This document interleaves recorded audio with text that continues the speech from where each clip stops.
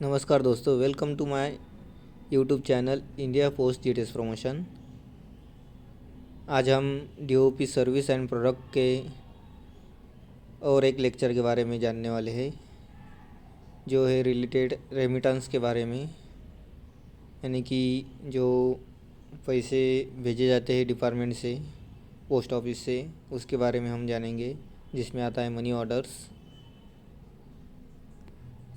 Money remittance money remittance क्या होता है? धन प्रेषण, यानी कि मनी ट्रांसफ़र करना। Money order issued by post office, जो मनी ऑर्डर होती है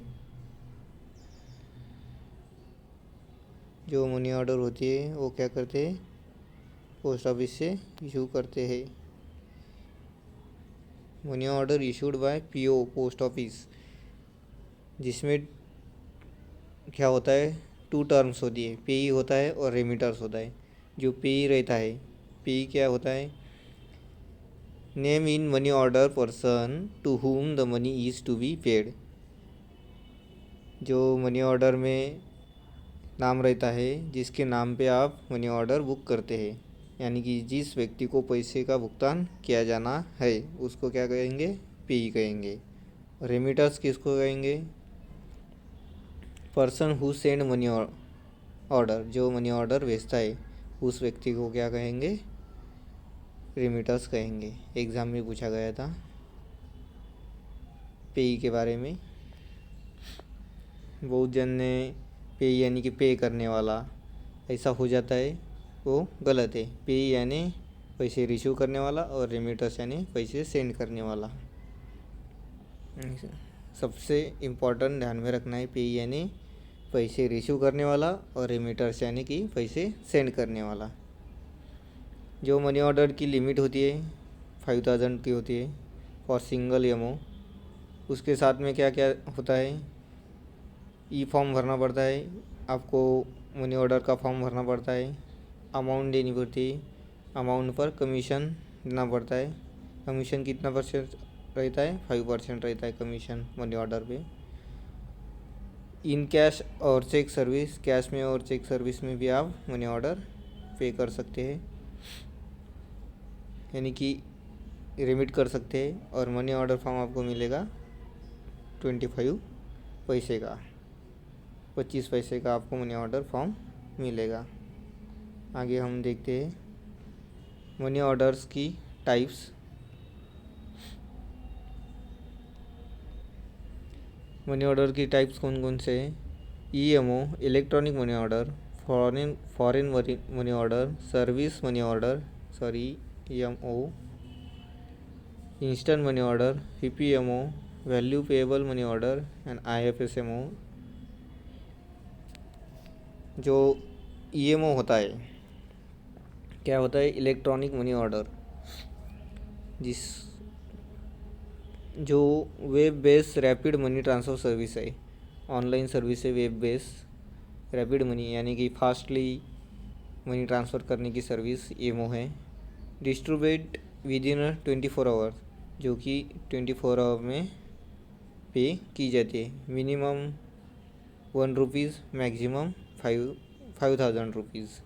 मिनिमम आप कितने की ईएमओ कर सकते हैं? 1 रुपीज़ की कर सकते हैं, और 5000 रुपीज़ मैक्सिमम। रिसिप्ट में क्या क्या मिलता है? मनी ऑर्डर के जो इलेक्ट्रॉनिक मनी ऑर्डर, उसके रिसिप्ट में क्या क्या मिलता है? ट्रांजैक्शन आईडी मिलता है और मनी ऑर्डर नंबर मिलता है। मनी ऑर्डर करने के लिए पीओएसबी अकाउंट होना ज़रूरी है। मैक्सिमम 6 पे इन अ सिंगल ट्रांजेक्शन, जो सिंगल ट्रांजेक्शन में आप 6 पे को मनी ऑर्डर भेज सकते हैं। जो मनी ऑर्डर है 1 to 1 भी भेज सकते हैं, 1 to many भी भेज सकते हैं, many to 1 भी भेज सकते हैं। यानी कि एक सिंगल ट्रांजेक्शन में कितना भेज सकते हैं? 6 पे को आप मनी ऑर्डर भेज सकते हैं। आगे देखेंगे, पेई can receive from home and post office. जो पेई है, मनी कहाँ से रिसीव कर सकता है? होम पे कर सकता है, होम डिलीवरी, और पोस्ट ऑफिस से भी कर सकता है। जिसको क्या चाहिए? प्रूफ ऑफ आइडेंटिटी होना ज़रूरी है। मनी रिसीव करने के लिए प्रूफ ऑफ आइडेंटिटी होना ज़रूरी है, पहचान पत्र होना ज़रूरी है।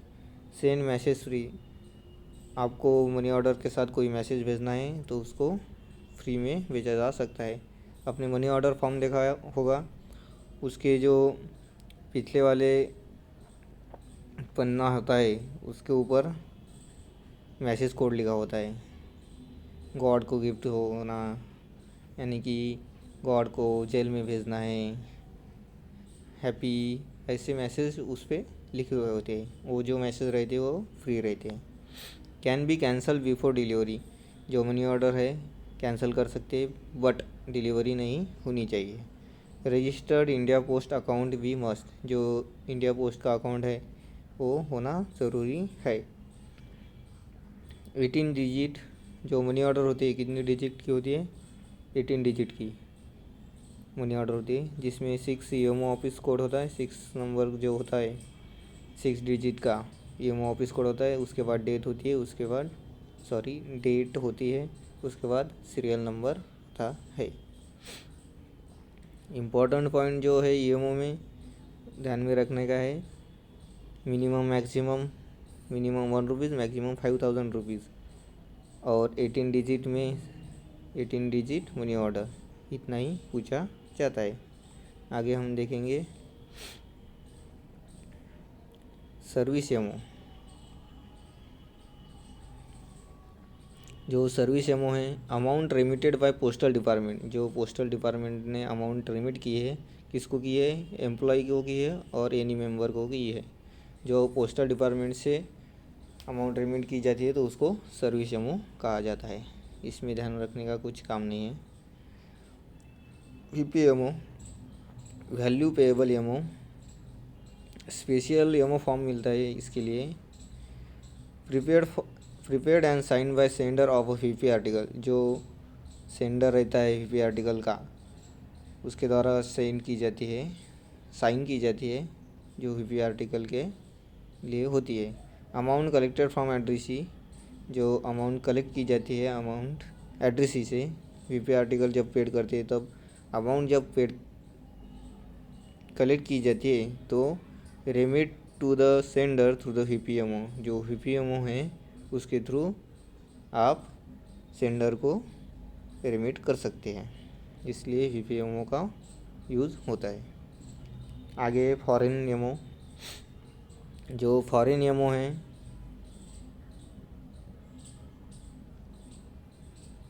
Money order payable in Nepal and Bhutan, जो टू कंट्रीज दी है नेपाल और भूटान, जिसमें फॉरेन एमओ का उपयोग किया जाता है। इसकी लिमिट है, नेपाल में 2000 तक आप भेज सकते हो और भूटान में 20,000 तक आप भेज सकते हो। आगे हम देखेंगे instant money order.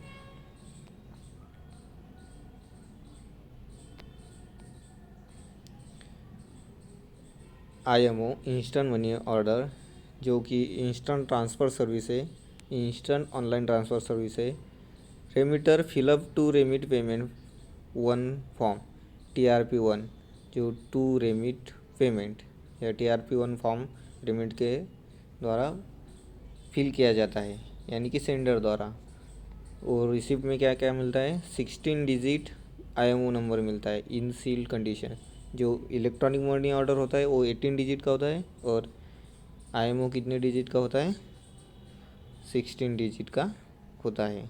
Receiver fill up to make payment form, जो रिसीवर रहता है पोस्ट ऑफिस में जाके क्या करेगा, TMP1 फॉर्म भरेगा, टू मेक पेमेंट फॉर्म भरेगा, जिसके में क्या होगा, 16 डिजिट कोड डालना पड़ेगा और आईडी प्रूफ दिखाना पड़ेगा। इसको बोलते हैं इंस्टेंट मनी ऑर्डर, जो इंस्टेंटली ट्रांसफ़र किया जाता है। मिनिमम होता है इंस्टेंट मनी ऑर्डर का 1000, मैक्सिमम होता है 50,000 अमाउंट एंड कमीशन। अगर 1000 टू 10,000 तक आप भेजते हैं तो कमीशन कितना लगेगा, 100 रुपीज़। 10,001 से 30,001 तक भेजेंगे तो लगेगा कमीशन 110, और 30,001 से 50,000 तक भेजेगा तो 120 रुपीज़ कमीशन ईएमओ बुक करने को लगेगा। जो 49,999 पे पेमेंट के लिए आईडी प्रूफ लगेगा, यानी कि 49,999 रुपये तक आप आईडी प्रूफ पे ही पेमेंट कर सकते हैं। और 50,000 का होगा तो आईडी प्लस एड्रेस प्रूफ दोनों मस्ट है। Receiver can receive the payment in cash up to 50,000 और इन पीओएसबी। जो रिसीवर है 50,000 तक कैश में पा सकता है और पीओएसबी अकाउंट में भी पा सकता है। आगे हम देखेंगे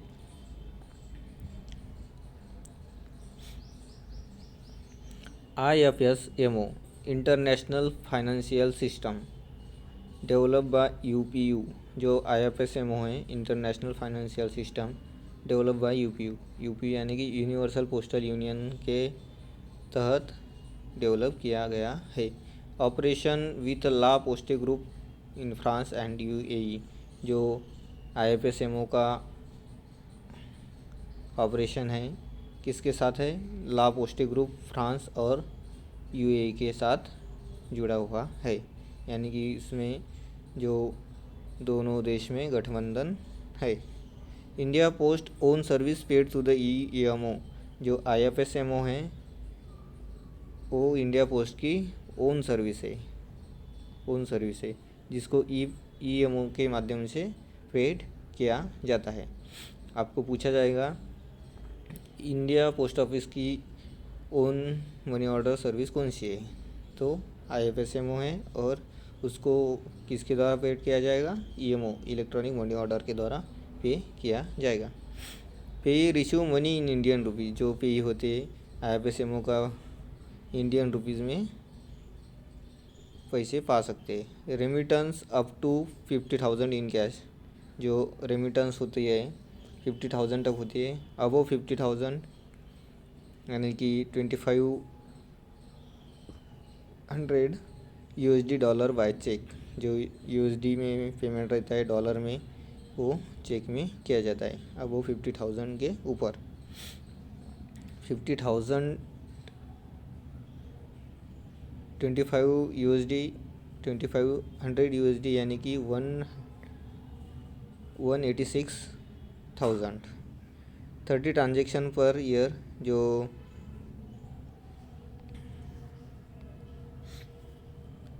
IFSMO है 30 ट्रांजेक्शन कर सकता है एक 1 ईयर में। यूनिक यमो नंबर में क्या क्या होता है देखो। यूएई में जो आप IFSMO भेजते हैं तो 9 डिजिट की होती है और फ्रांस में भेजते हैं तो 26 डिजिट की होती है। प्लस उसके साथ क्या चाहिए? आइडेंटिटी प्रूफ चाहिए, जो कि IFSMO क्या है अंडर RBI गाइडलाइंस के अंदर आती है। आगे हम देखेंगे एक्स्ट्रा इन्फॉर्मेशन क्या होगा। जो IFSMO है उसका पेमेंट 20,000 तक है तो पोस्टमैन के द्वारा पेड किया जाएगा। 20,000 to 50 है तो वो काउंटर पे कैश के रूप में मिलेगा और 50,000 के ऊपर है तो चेक के रूप में PO काउंटर पे ही मिलेगा, पेमेंट उसका मिलेगा।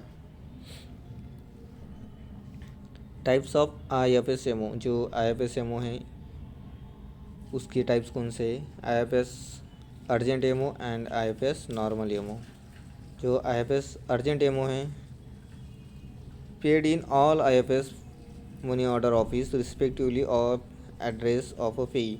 जो भी पेई ने एड्रेस दिया है उसके रिस्पेक्टिव आप कौन से भी ऑफिस में जाके पेमेंट ले सकते हैं, जिसके लिए ID proof plus address proof चाहिए। Payee can approach any MO office for receiving money. Payee क्या कर सकता है? अप्रोच कर सकता है किसी भी मनी ऑर्डर ऑफिस में जाके मनी रिसीव करने के लिए। Payment with in 2 days of the receipt of payment in India. जो अर्जेंट एमओ है उसकी 2 days में पेमेंट हो जाएगी जब पेमेंट क्या होगा? रिसीव होगा इंडिया में। वैलिड कितने दिन तक रहेगा? IFS अर्जेंट एमओ 30 दिन तक रहेगा। आगे हम देखते हैं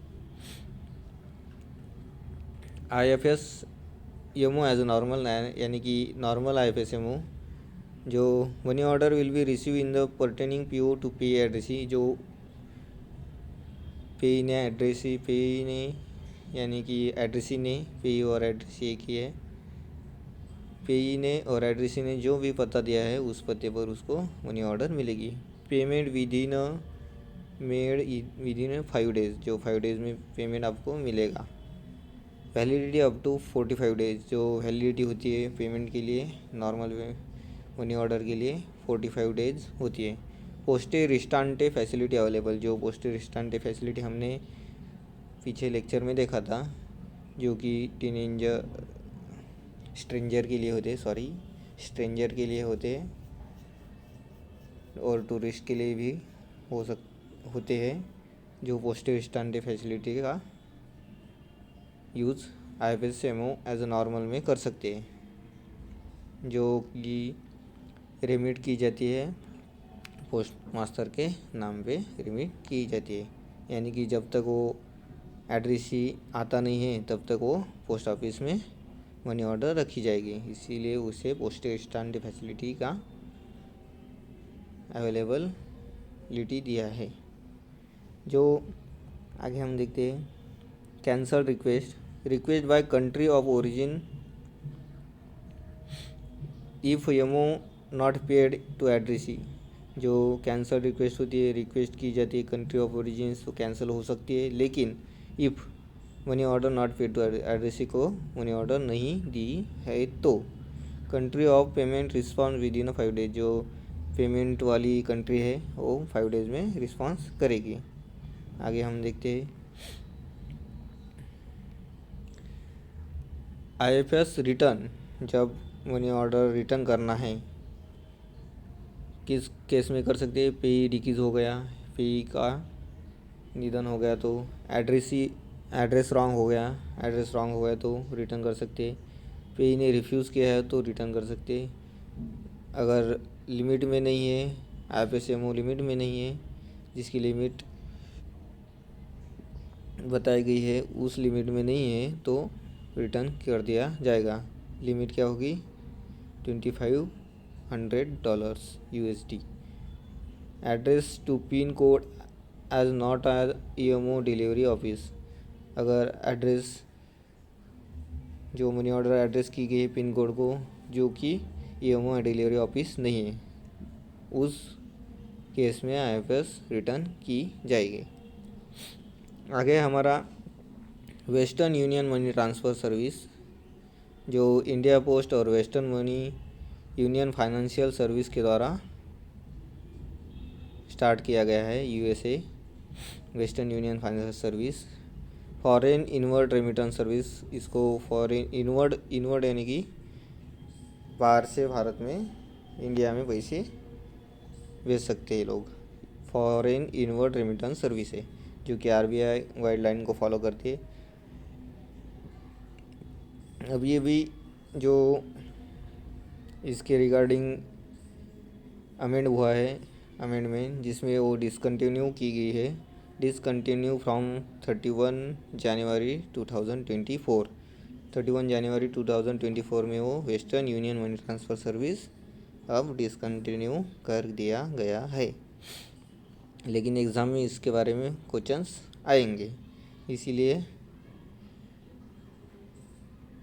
यहाँ पे हमें पढ़ना है।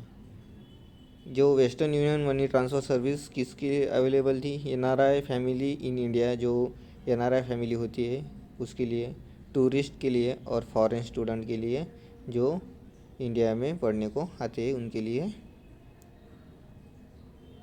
जो Western Union money transfer service available थी। आगे हम देखते हैं, जो सेंडर रहता है, sender fill up to send form and get money transfer control number on receive. जो वेस्टर्न यूनियन मनी ट्रांसफ़र में सेंडर क्या करता है, सेंड मनी फॉर्म भरता है और मनी ट्रांसफ़र कंट्रोल नंबर उसको रिसिप्ट पे मिलता है, MTCN को पूछा जाता है money transfer control number. Then pay come to PO, पे क्या करेगा, एड्रेसी क्या करेगा, fill up to receive money form यानी कि मनी प्राप्त करने का फॉर्म भरेगा और उसकी जो ID होगी MTCN ID वो सबमिट करेगा, तब उसे जाके पैसा मिलेगा। यहाँ पे नोट दिया है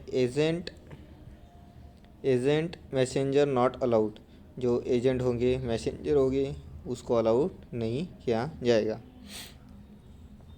लास्ट पॉइंट है अमाउंट पेड इन कैश, जो Western Union money transfer service है उसमें कैश में 50,000 कैश ले सकते हैं और अबव 50,000 चेक के द्वारा लिया जा सकता है। सिंगल बेनिफिशियरी रिसीव 30 रेमिटेंस इन 1 ईयर, जो एक बेनिफिशियरी नाम के आप भेज रहे तो उसको 30 रेमिटेंस ही एक ईयर में आप भेज सकते हैं। मैक्सिमम 2500 USD रिसीव, जो कि होते 186,000 in Indian rupees in single remittance में इसने भेज सकते हैं। और साल में कितने रेमिटेंस होंगे? 30 रेमिटेंस हो सकते हैं। अब हम जो एग्ज़ाम में अभी तक पूछा गया है उसके बारे में देखते हैं। सबसे पहले जो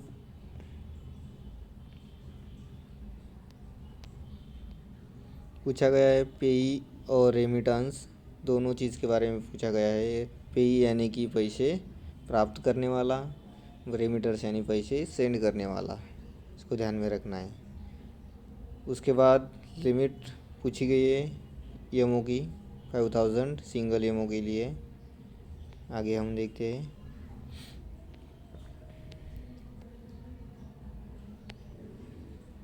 इलेक्ट्रॉनिक मनी ऑर्डर में पूछा गया है मिनिमम और मैक्सिमम। मिनिमम 1 रुपीज़ भेज सकते हैं, मैक्सिमम 5,000 रुपीज़ भेज सकते हैं। मैक्सिमम 6 पे को आप सिंगल ट्रांजेक्शन में भेज सकते हैं। जो 18 डिजिट के बारे में पूछा गया है। मनी ऑर्डर 18 डिजिट का रहता है इलेक्ट्रॉनिक मनी ऑर्डर।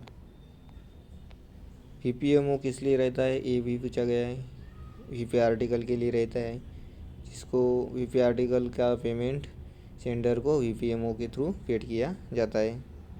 आगे फॉरेन एमओ में नेपाल की लिमिट और भूटान की लिमिट पूछी गई है। आगे हम देखेंगे इंस्टेंट मनी ऑर्डर में पूछा जाएगा TRP1 form and TMP1 form किसके द्वारा फिल किया जाता है। TRP1 कौन करता है? To remit payment. TRP to remit payment जो है रेमिटर के द्वारा भरा जाता है। और TMP यानी कि टू मेक पेमेंट यानी कि पे द्वारा या रिसीवर द्वारा फिल किया जाता है, जिसमें कितने डिजिट होते हैं? 16 डिजिट होते हैं।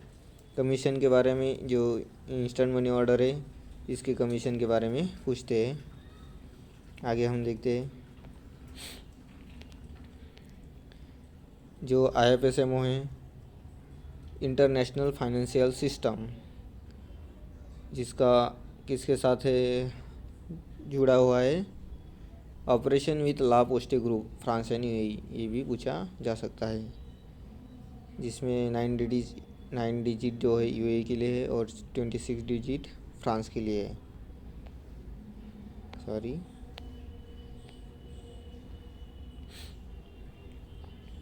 टाइप्स के बारे में पूछा जा सकता है। टाइप्स में पूछा जाता है वैलिडिटी पूछी जाती है IFS अर्जेंट एमओ की, और वैलिडिटी पूछी जाती है IFS नॉर्मल एमओ की। आगे हम देखते हैं रिफ्यूज़ के बारे में पूछ सकते हैं, क्यों रिफ्यूज़ की जाती है कौन सी भी मनी ऑर्डर। आगे हम देखते हैं जो वेस्टर्न यूनियन मनी ट्रांसफ़र है उसके बारे में एग्ज़ाम में क्वेश्चन आएगा ही आएगा। इस बार ऐसा लगता है क्योंकि ये डिसकंटिन्यू की गई है और मनी ऑर्डर में पूछने के लिए कुछ नहीं है, तो इसलिए इसे डिसकंटिन्यू की जो डेट है उसको पूछा जाएगा। नहीं तो जो लिमिट है उसके बारे में भी पूछा जा सकता है। ठीक है, आज के लेक्चर में मैंने जो जो बताया है उतना ही एग्ज़ाम में पूछा जाता है। इससे भी ज़्यादा इन्फॉर्मेशन आपको चाहिए तो आप फ्यो गाइड से पढ़ सकते हैं। और उम्मीद करता हूँ कि आपको मैंने अभी तक जितना पढ़ाया है उतना आपको समझ में आया होगा। इसके रिगार्डिंग कुछ आपको क्वेश्चंस होंगे या क्यूरीज होंगी तो कमेंट में आप पूछ सकते हैं। और लेक्चर समझ में आया होगा और वीडियो अच्छा लगा तो चैनल को ज़रूर सब्सक्राइब करना और बेल आइकन को प्रेस करना ताकि आपको अगली वीडियो का नोटिफिकेशन मिलता रहे। Thank you so much.